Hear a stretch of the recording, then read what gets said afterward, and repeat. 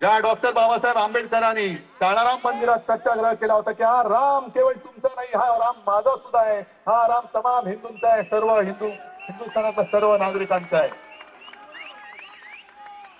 म्हणून त्या भोंदू हिंदुत्व रक्षकांना सांगतोय,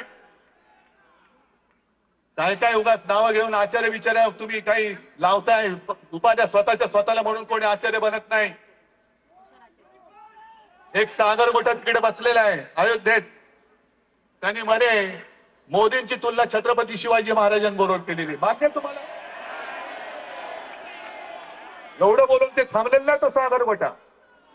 त्याने पुढे म्हटलं की जसं आज ईडी वगैरे छापे टाकतं तसं शिवाजी महाराजांना स्वराज्यासाठी पैसा लागायचा तेव्हा ते सुरतेवरती छापे टाकले ते तसे टाकले.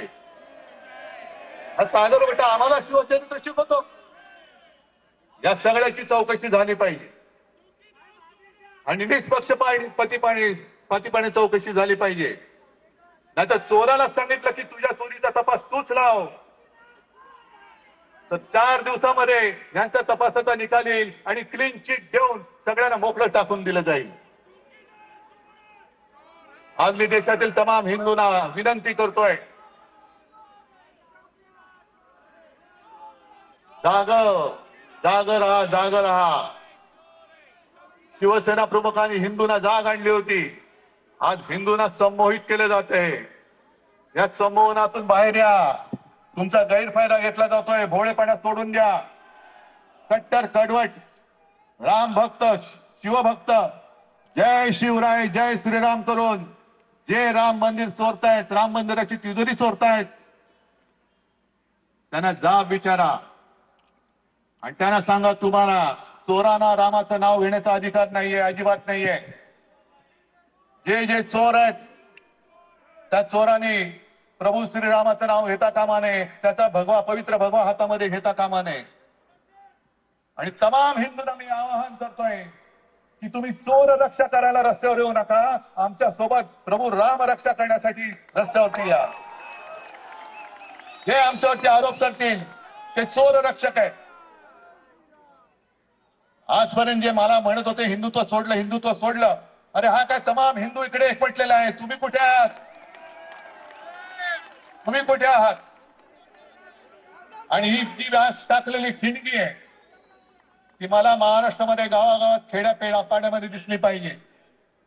राम रक्षा, मारुती स्तोत्र, हनुमान चालीसा, जिथे जिथे राम मंदिर असेल, जिथे जिथे हनुमान मंदिर असेल, मंदिर नसलं तर भर चौकामध्ये लावा रामाची प्रतिमा लावा आणि तिकडे तुम्ही राम रक्षा पठण करा. कारण महाराष्ट्र जेव्हा पुढे जातो, पुढे सरकतो, तेव्हा देश त्याच्या मागे जातो. आज महाराष्ट्र एका दिशेने चाललेला आहे, देशाला वाचवण्यासाठी चाललेला आहे, हिंदुत्वाचं रक्षण करण्यासाठी चाललेला आहे, रामाचं रक्षण करण्यासाठी चाललेलं आहे. मी देशाच्या सगळ्यांना आवाहन करतोय, चला आपण एकजुटीने या चोरांना तडीपार करूया. आणि जी मी एक घोषणा दिलेली आहे, काय दिलेली आहे? अब हिंदू माफ नहीं करेगा. झालं तेवढं खूप झालं. तुमचं संमोहन शास्त्र आता आमच्यावरती चालणार नाही. तुमची मोहिनी विद्या आमच्यावरती चालणार नाही. कारण असं म्हणतात की प्रभू रामाचा जप केल्यानंतर भूत वगैरे सुद्धा पळून जातो. हे कोण आहेत? त्यांना पळवायला किती वेळ लागेल? घ्या प्रभू रामाचं नाव, घ्या शिवरायाचं नाव, बोला हर हर महादेव.